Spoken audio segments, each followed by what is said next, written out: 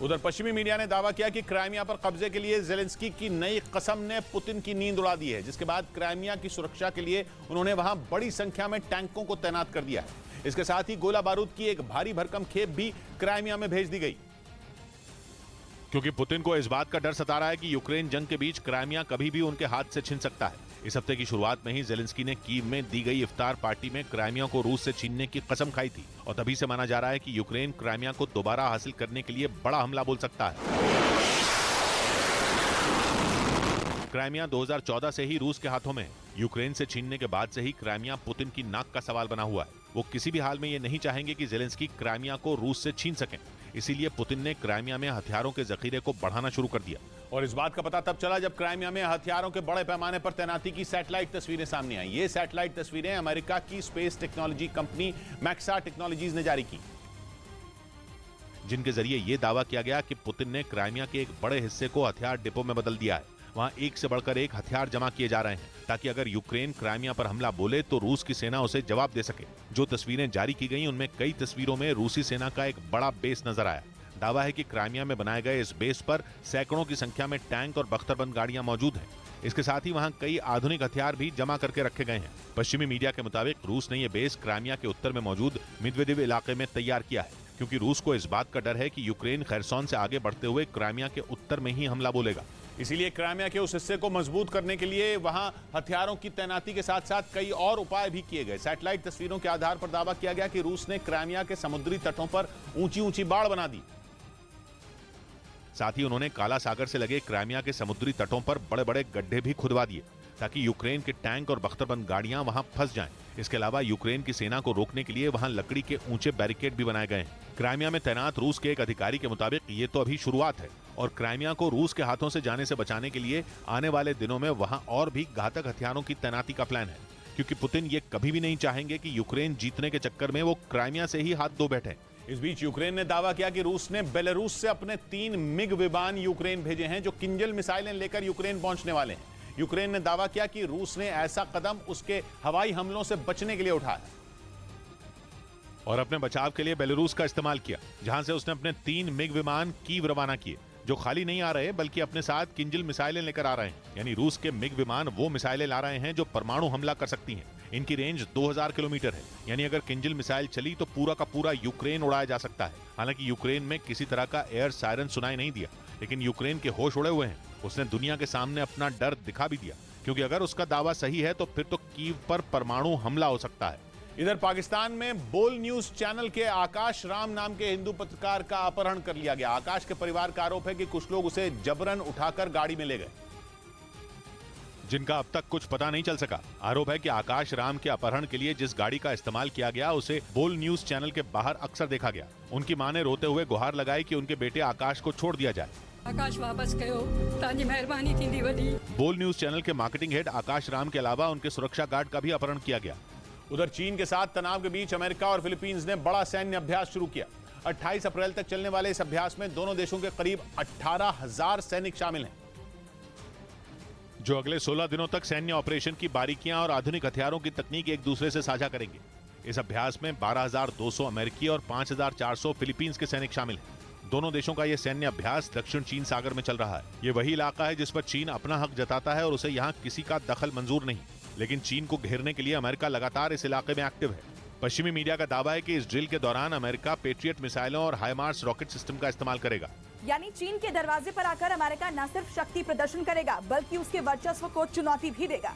और इसी वजह से चीन तिलमिलाया हुआ है। उसने अमेरिका और फिलीपींस को चेतावनी देते हुए कह दिया कि इस ड्रिल से दक्षिण चीन सागर में लंबे समय तक तनाव पैदा हो सकता है। इस बीच पश्चिमी मीडिया का दावा है कि चीन के साथ बढ़ते तनाव के बाद जापान लंबी दूरी की मिसाइलें बनाएगा। वहां के रक्षा मंत्रालय ने हथियार बनाने वाली एक कंपनी से इसके लिए करीब $300 करोड़ यानी भारतीय रुपयों में करीब 22,000 करोड़ का करार किया, जिसके तहत इसी साल टाइप 12 गाइडेड मिसाइलों और हाइपरसोनिक ग्लाइड मिसाइलों का बड़े पैमाने पर उत्पादन शुरू किया जाएगा। टाइप 12 गाइडेड मिसाइलें वो होती हैं जिनको जमीन से लॉन्च किया जाता है और समंदर में किसी भी टारगेट को निशाना बनाया जा सकता है, जबकि हाइपरसोनिक ग्लाइड मिसाइल को एक रॉकेट से लॉन्च किया जाता है और लॉन्च होने के बाद वो रॉकेट से अलग होकर तेजी से टारगेट पर वार करती है। जापान के रक्षा मंत्रालय ने 2027 तक इन मिसाइलों को तैनात करने का लक्ष्य रखा है। यानी शांत देश का तमगा रखने वाले जापान ने अपनी रणनीति बदल दी है।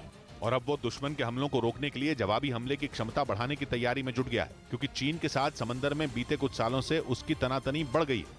इधर दिल्ली में राहुल गांधी के बंगले को खाली करने का काम शुरू कर दिया गया। संसद की सदस्यता जाने के बाद राहुल गांधी को उनका सरकारी बंगला खाली करने का नोटिस जारी किया गया था, जिसके बाद राहुल गांधी के बंगले का सामान समेटा गया। राहुल गांधी को उनका सरकारी बंगला खाली करने के लिए 23 अप्रैल तक का वक्त दिया गया था। उन्हें ये नोटिस लोकसभा की हाउसिंग कमेटी ने भेजा था।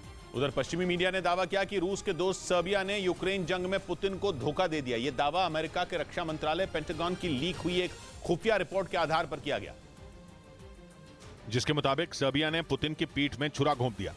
पुतिन जंग की शुरुआत से ही सर्बिया को अपना भरोसेमंद दोस्त मान रहे थे। यूरोपीय देश होने के बावजूद वो उस पर विश्वास कर रहे थे। इसकी बड़ी वजह यह थी कि जब रूसी सेना ने पिछले साल यूक्रेन पर हमला किया था, तब अमेरिका के कहने पर यूरोप के देशों ने रूस पर कई तरह की पाबंदियां लगा दी थी, जिनका मकसद रूस को आर्थिक तौर पर बर्बाद करना था, ताकि वो हार मानकर यूक्रेन से अपनी सेना लेकर लौट जाए। लेकिन सर्बिया यूरोप का एकमात्र देश था जिसने ऐसा नहीं किया था। मतलब उसने अमेरिका और यूरोपियन यूनियन के भारी दबाव के बावजूद रूस पर किसी तरह का प्रतिबंध नहीं लगाया। और इसी बात ने रूस और सर्बिया के रिश्ते की मजबूती को दुनिया के सामने जाहिर कर दिया था। लेकिन पश्चिमी मीडिया का दावा है कि उसी सर्बिया ने ऐसी चाल चली कि पुतिन के पांव तले जमीन खिसक गई। और हाल ही में लीक हुए अमेरिकी दस्तावेज का हवाला देकर दावा किया गया कि सर्बिया ने रूस को अंधेरे में रखा। पश्चिमी मीडिया के मुताबिक अमेरिका ने यूक्रेन को हथियार देने वाले देशों की जो लिस्ट बनाई थी, उसमें सर्बिया का नाम भी शामिल था। यानी सर्बिया ने भी जेलेंस्की की सेना को अपने खतरनाक हथियार देने की तैयारी की थी। हालांकि इस दस्तावेज में इस बात का भी जिक्र है कि सर्बिया ने जेलेंस्की के सैनिकों को युद्ध की ट्रेनिंग देने से साफ इनकार कर दिया था, लेकिन उसने हथियार देने के लिए हामी भर दी थी। यही नहीं, उसने भविष्य में भी जरूरत पड़ने पर यूक्रेन की मदद करने का भरोसा दिया, जिसका मतलब यह कि पुतिन ने जिस सर्बिया को कभी भी अपना दुश्मन नहीं माना, उसी ने रूस को बर्बाद करने की पूरी तैयारी कर रखी थी। हालांकि जब यह खबर सामने आई, तब न तो सर्बिया की सरकार ने और न ही जेलेंस्की ने ही इस मुद्दे पर कोई जवाब दिया, क्योंकि युद्ध की शुरुआत से ही सर्बिया ने रूस और यूरोपियन यूनियन दोनों के साथ रिश्ते बनाए रखने की कोशिश की।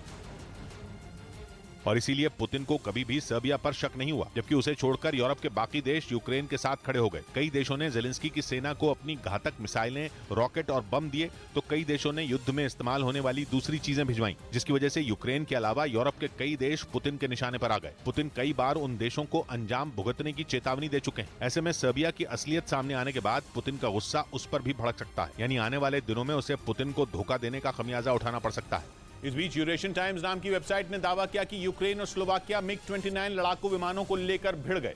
बताया गया कि ऐसा इसलिए क्योंकि स्लोवाकिया की तरफ से भेजे गए मिग-29 विमानों में खराबी आ रही है और वो दुश्मन से मुकाबला करना तो दूर, सही तरीके से उड़ान तक नहीं भर पा रहे हैं। यूरेशियन टाइम्स के मुताबिक स्लोवाकिया ने यूक्रेन को जो मिग-29 लड़ाकू विमान भेजे थे, वो आसमान में दुश्मन पर हमले नहीं कर पा रहे। यानी जंग के बीच यूक्रेन को मिग-29 लड़ाकू विमान तो मिले, लेकिन वो उसके किसी काम के नहीं है। यूक्रेन के राष्ट्रपति ने नेटो के सदस्य देशों से लड़ाकू विमानों की मदद मांगी थी, जिसके बाद स्लोवाकिया यूक्रेन की मदद के लिए आगे आया था और पिछले महीने उसने 4 मिग-29 विमान भेजे थे। तब यूक्रेन को उम्मीद थी कि वो रूसी सेना को मुंह तोड़ जवाब दे पाएगा, लेकिन अब जब विमानों में खराबी की बात सामने आ रही है, तो ये यूक्रेन के लिए किसी बड़े झटके से कम नहीं है। वहीं पॉर्न स्टार केस में अमेरिका के पूर्व राष्ट्रपति डोनाल्ड ट्रंप ने अपने पूर्व वकील पर मुकदमा कर दिया। उन पर डोनाल्ड ट्रंप का भरोसा तोड़ने का आरोप लगा, क्योंकि उन्होंने ही पॉर्न केस मामले में डोनाल्ड ट्रंप के खिलाफ गवाही दी थी, जिसके बाद उन पर आरोप तय हुए। डोनाल्ड ट्रंप ने अपने पूर्व वकील माइकल कोहेन पर $50 करोड़ यानी भारतीय रुपयों में करीब 4000 करोड़ का मुकदमा दर्ज किया। उन्होंने माइकल कोहेन पर द ट्रंप ऑर्गेनाइजेशन के साथ किए गए गोपनीय समझौते को तोड़ने का भी आरोप लगाया। इधर पाकिस्तान और अफगानिस्तान के बीच चल रही तनातनी अब किसी भी पल जंग में बदल सकती है। जंग की शुरुआत कौन करेगा ये तो तय नहीं है, लेकिन जंग भड़काने का काम पाकिस्तान ने कर दिया। पाकिस्तान के रक्षा मंत्री ख्वाजा आसिफ ने अफगानिस्तान को सीधी चेतावनी दे दी और ललकारते हुए कह दिया कि वो अफगानिस्तान में घुसकर हमला कर सकते हैं। ख्वाजा आसिफ के बयान को पाकिस्तान की झुंझलाहट समझा जा रहा है, जिसने जंग को भड़काने का काम कर दिया। पिछले करीब 6 महीने से तालिबान और पाकिस्तान के रिश्ते ठीक नहीं चल रहे। पाकिस्तान में मौजूद तालिबान पाकिस्तान के लिए सिरदर्द बने हुए हैं। टीटीपी यानी तहरीके तालिबान पाकिस्तान के सामने पाकिस्तान की सरकार और सेना पूरी तरह लाचार दिख रही है। पाकिस्तान की सरकार कई बार तालिबान से मदद मांग चुकी है। ये भी कह चुकी है कि टीटीपी को अफगानिस्तान की जमीन से मदद मिल रही है, लेकिन अफगानिस्तान सुनने को तैयार नहीं है।